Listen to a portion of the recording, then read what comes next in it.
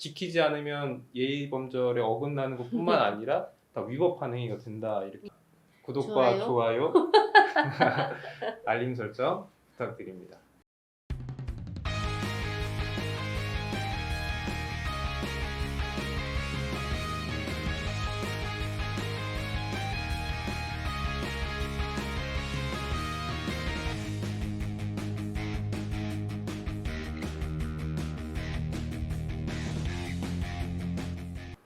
안녕하세요. 저는 법률사무소 여운의 유영규 변호사입니다. 안녕하세요. 한국애견연맹 운영위원회 위원으로 있는 정서희입니다. 네, 안녕하세요. 한국애견연맹 법률규정심의위원장으로 활동하고 있는 이강봉입니다. 오늘은 반려동물하고 산책을 하거나 네. 아니면 다른데 이제 동반할 경우 우리가 좀 알아야 될 유의사항 같은 거 그런 거를 좀 알아보려고 하는데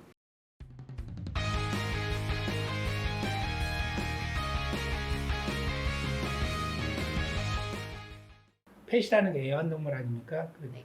그리고 에티켓을 합쳐서 패티켓이라고 해서 예전에 이제 그렇게 이름을 지었는데 그게 일반화되어 있습니다. 반려견을 보통 우리들이 이제 동반하고 다니는 경우가 있는데 목줄이라든지 가슴줄을 네. 반드시 달고 이렇게 다니셔야 합니다. 최근에 이제 2021년 법률에 2m로 이렇게 딱 한정이 되어 있어요. 그래서 2m 범위 내에서 반드시 목줄이나 가슴줄을 부착을 하고 이동을 해야 됩니다. 그리고 이제 최근에 인식표를 부착하는 경우가 좀 없는데 이 경우에도 역시 마찬가지로 반드시 목줄이라고 할 수 있죠. 인식표를 부착을 하고 다니셔야 합니다. 인식표를 부착하지 않은 경우에는 보통 이제 5만 원, 두 번째 위반하면은 10만 원, 그 세 번째 위반하면은 20만 원 이렇게 되고 반려견들이 또 폐쇄를 하는 경우가 있거든요. 특히 소변 보는 경우도 있는데 이제 공용 건물, 특히 아파트나 이런 이제 기숙사 이런 곳에서 배설을 하는 경우가 있는 소변을 보는 경우가 있는데 이 경우에도 역시 마찬가지로 닦고 그리고 또 봉투로 그 배변을 담아서 처리를 해야 됩니다.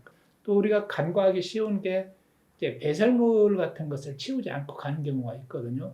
이 경우에도 역시 마찬가지로 처음에 위반하면은 5만 원, 두 번째 위반하면은 7만 원, 세 번째 위반하면은 10만 원 이렇게 부과가 되기 때문에 기본적인 A이기 때문에 지켜야 되겠지만 또 그걸 위반을 하면은 일정한 과태료가 부과되기 때문에 이 정도는 지켜줘야 되겠다 이런 말씀을 드리겠습니다. 맹견 같은 경우에는 입마개를 반드시 해야 됩니다. 현재 우리 법에는 맹견의 종류를 5가지 종류. 한번 확인을 해볼까요? 첫 번째 도사견, 두 번째 이제 피플 테리어, 세 번째 로트와일러, 네 번째 아메리칸 스태퍼드셔 테리어, 그 다음에 스태퍼셔 불 테리어, 그리고 이제 그 잡종도 역시 마찬가지로 맹견으로 분류를 하고 있습니다. 5가지 종류만 하고 있어요. 그래서 법 규정에는 맹견으로 분류되어 있는 개들만 이렇게 입마개를 할 수 있게 했는데 좀 법에 좀 맹점이라고 할 수 있다라고 판단이 됩니다. 다만 최근에 이제 개정 법률에 의해서 이제 기질평가라는 제도가 새로 도입돼서 사람에게 피해를 입힌 개, 그러니까 사후적으로 이제 맹견으로 분류해서 시도지사가 공격성이 있는 개로 이렇게 분류를 하면은 그건 이제 법률 규정상 반드시 입마개를 착용하도록 이렇게 되어 있습니다. 그래서 완벽하지는 않지만 그럼에도 불구하고 명견에 대한 입마개를 해야 된다.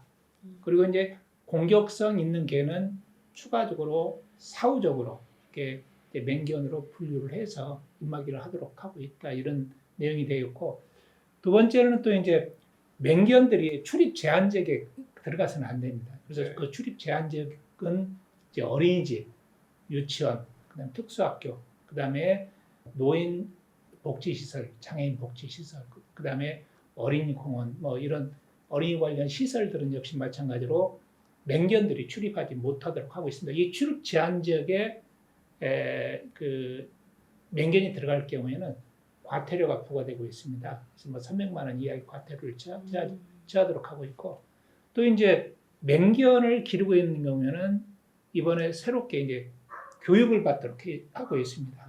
그래서 이제 그 교육을 받지 않은 경우 역시 마찬가지로 과태료를 부과하도록 하고 있고, 특히 이제 맹견 관련해서 사고가 나면은 가장 큰 문제가 이제 피해 배상의 문제 아니에요.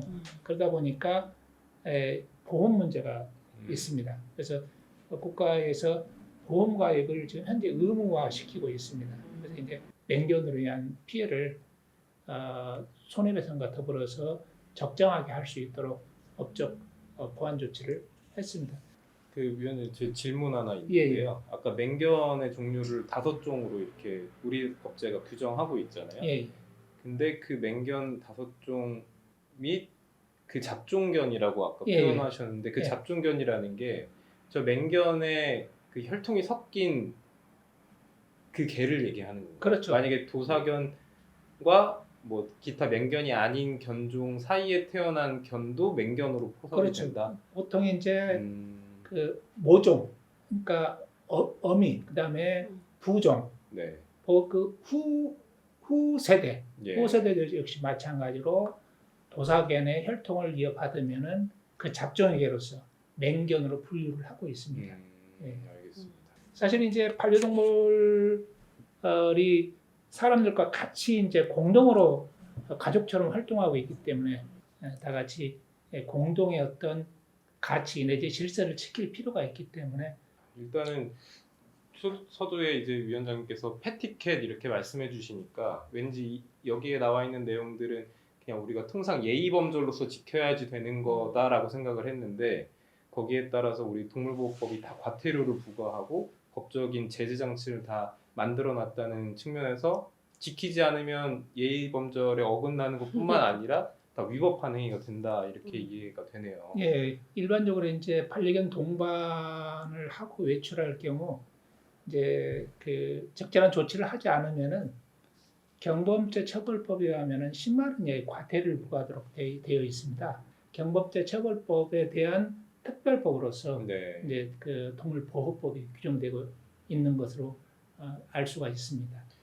네, 알겠습니다. 오늘은 정말 우리 실생활에서 반려동물 키우면서 반드시 지켜져야 하고 지켜야만 하는 내용들 위주로 우리 위원장님 잘 설명해 주셨는데, 자 그럼 끝으로 저희 퀴즈 간략히 진행하고 이번 자신 마무리하겠습니다.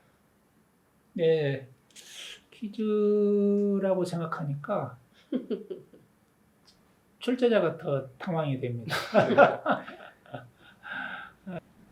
반려동물을 보통 우리가 이제 동반하고 외출을 할 경우 반드시 그 목줄을 이렇게 부착을 하고 이동을 해야 됩니다. 근데 그 목줄의 길이가 정답. 예. 2m. 아이 그냥 논스톱이네요. 그 우리나라에서 경우에 따라서는 공격성이 있는 개들이 있어요. 5가지로 지정되지 않는 개도 공격성이 있을 경우에 입마개를 하는가? 거기에 대해서 우리 변호사님은 어떻게 생각하세요? 좀 어려운 질문인데 5가지 맹견이 아니더라도 사후적으로 사고가 났거나 공격성이 있다고 모 위원회가 판단한다면 공격성이 있다고 판단되는 개에 대해서도 입마개를 해야 된다. 네, 맞습니다. 이게 이제 이번에 새롭게 보강된 법률인데 기질평가위원회라고 해서 별도로 위원회가 구성되는데 시도지사가 그 공격성 있는 개를 맹견으로 분류를 해서 관리를 하도록 이렇게 하고 있습니다. 두 분이 1대1이에요. 퍼펙트하게 1대1. 맞췄습니다. 예. 자, 마지막으로 그 여러분들이 좀 기억을 하시면 좋을 게 제가 이제 예전에 그냥 지나가는 말로 들은 얘기가 있었는데 일본 사람들은 물통을 들고 다닌대요. 예. 네, 그래서 소변을 이제 이렇게 특히 수컷 같은 경우는 다리 들고 이제 하면은 거기에 물을 뿌리고 그렇게 한다고 하더라고요. 그 얘기 듣고 와 되게 좋은 생각이다 했는데 위원장님 말씀 들어보니까 우리 사람들도 우리 한국 사람들도 그렇게 물통을 들고 다녀야 되는 시대가 왔네요. 예, 예, 예. 네, 오늘도 참 유익한 시간, 특히 우리 실생활에 바로 맞닿아 있는 반려동물 패티캣 설명 잘 들었고요. 다음 차시에는 우리 어떤 내용 또 위원장님 진행하시죠? 다음 차시에는 반려동물을 데리고 해외여행을 갈 경우가 있거든요. 맞아요. 요즘 많이 다니시더라고요. 예, 그래서 간단하게 이게 굉장히 복잡한데 그냥 일반적으로 알아야 할 사항만 여러분들에게 설명을 해드리도록 하겠습니다. 네. 오늘도 시청해 주셔서 감사합니다. 구독과 좋아요. 좋아요, 알림 설정 부탁드립니다. 감사합니다. 감사합니다. 감사합니다.